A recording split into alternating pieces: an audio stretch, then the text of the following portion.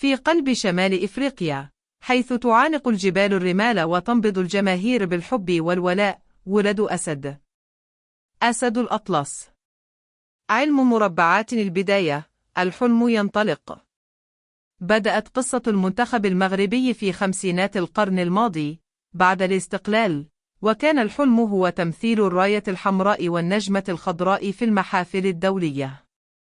وفي عام 1970 دخل المغرب التاريخ كأول منتخب إفريقي وعربي يسجل هدفاً في كأس العالم ضد ألمانيا.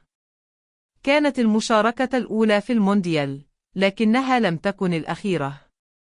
كرة أرضية تعرض قارتي أوروبا إفريقيا 1986، المجد في مكسيكو. اللحظة الفاصلة جاءت عام 1986، عندما أصبح المغرب أول منتخب إفريقي يتأهل إلى دور ال1/6 في كأس العالم. أمام عمالقة الكرة، قاوم الأسود ببسالة، وكانوا قاب قوسين من تحقيق معجزة كروية. العالم كله نظر إلى المغرب بإعجاب واحترام. كرة قدم جيل التوهج 1998 وما بعده. شارك المغرب في مونديال 1998 بفرنسا بأسماء مثل بصير، حجي، النيبة. أداء رائع، لكن الخروج كان مؤلما رغم الفوز على اسكتلندا والتعادل مع النرويج.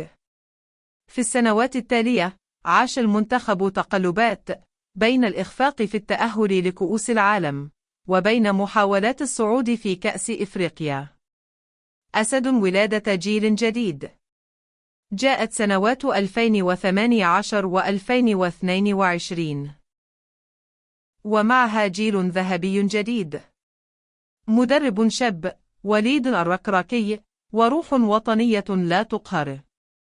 أسماء مثل أمرابط، حكيمي، بونو، زياش، النصيري. نجم ساطع قطر 2022، الإعجاز.